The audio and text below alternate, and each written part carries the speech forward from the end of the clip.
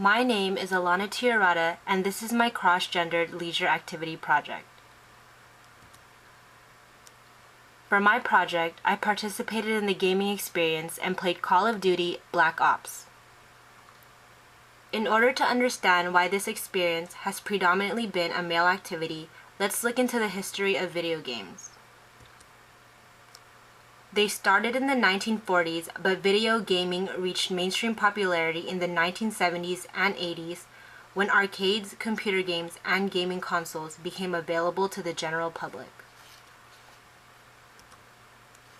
Video game developers, critics, and players have generally been all male with little to no female input. The use of violence, weapons, sports, and sex is targeted more desirable for males. Women rarely participate in the design and development of video games. Therefore, the games are not influenced by their personalities. According to CNN, more than 60% of female students enrolled in game design programs at the art institutes said they believed male dominance in the industry is a deterrent to women pursuing a career in gaming. Historically, the video game market has been predominantly male. However, the percentage of women playing games has steadily increased over the past decade. According to media history, most video games were boy-oriented until video game makers discovered that girls were interested in playing video games too. The amount of female players has steadily increased within the past decade. According to the International Game Developers Association, women represent about 12% of the video game industry. 40% of all gamers are female, and the average female gamer plays about 7.4 hours per week. In the mid-90s, efforts were made to make video games that appealed to girls. For example, Barbie, The Sims, and Tomb Raider. There are game girls, or female gamers, who enjoy combat games and competing online against boys and other players.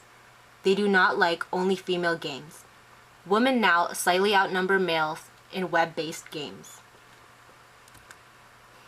For my theories, I believe that there have not been historical changes in participation because of stereotypes, the belief that women are uninterested or do not play well. Advertisements and marketing are directed more towards males. Males design the games with male interests in mind, and female characters are inappropriately portrayed. However, I believe that there have also been changes due to women getting involved in more careers like video game designing. There are more games appealing to women. Women have become more confident with their gaming skills, and women getting influenced to play by their male counterparts. This activity fits into traditional ideals of leisure for men because of the history that video games are made for men by men. In Call of Duty, all of the characters are male. According to media history, women tend to avoid violent games. They prefer to solve puzzles, test their dexterity, in Nintendo's Wii system, help their comrades put dragons in their place, and heal their fallen friends. The use of sports and violence is more appreciated by men.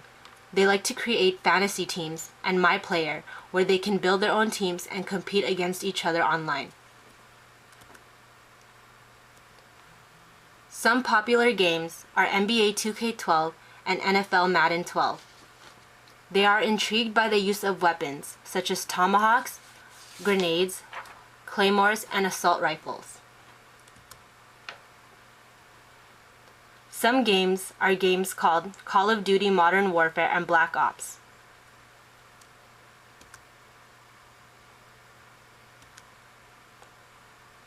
The portrayal of female characters are often seen as side characters, abused by male characters. For example, in Grand Theft Auto Vice City, players are awarded for having sex with and kicking a prostitute to death. In the game, male characters can beat women with their fists, feet, even a golf club. Women are also viewed as sex objects wearing tight, revealing outfits with attractive bodies and physical features, as seen in these pictures.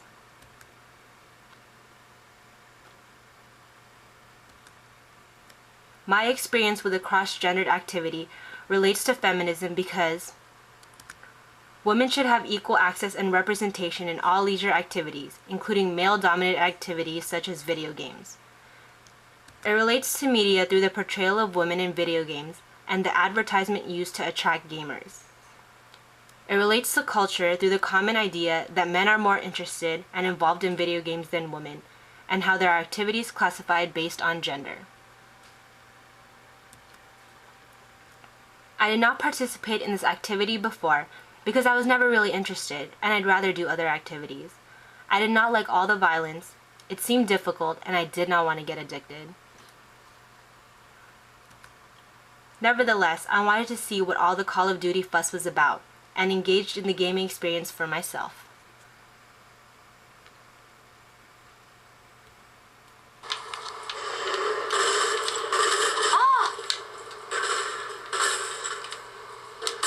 We've taken the lead.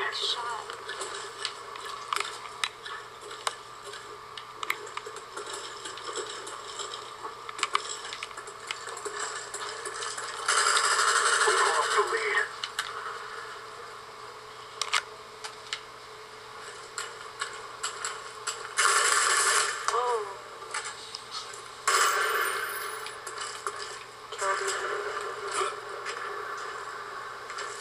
It's all good. Just need to come down right now.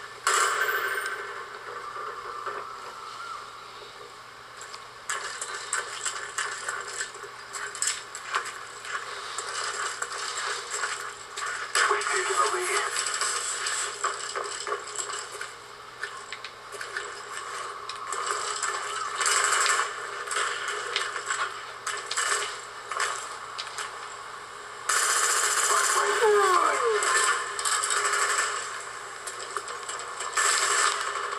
Wow. Spy plane standing by.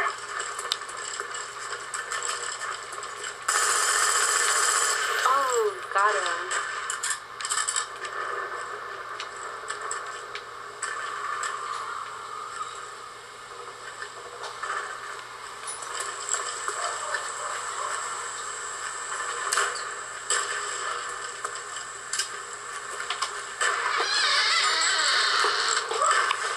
Is that W3?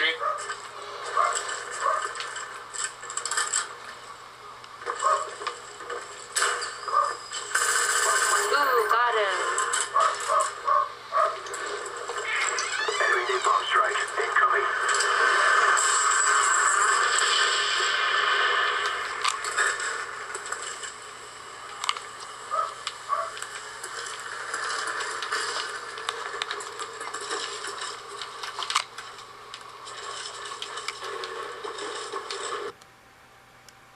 This activity was challenging because it was difficult to find my way through the maps.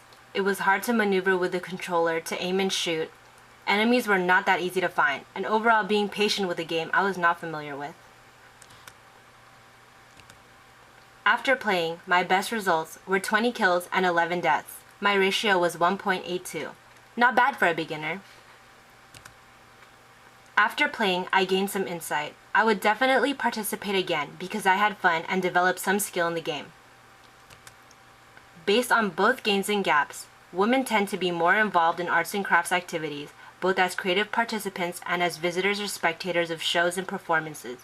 Men, on the other hand, tend to be more involved in hobbies, collections, and video and computer games. I want to allow myself to be open to any activity and not be constrained because of my gender. I give more credit to my boyfriend, brothers, friends, and cousins who play Call of Duty because it really is an interactive and difficult game that requires patience and practice to develop skill. Here are my references. Thank you so much for watching, and I hope you enjoyed my presentation.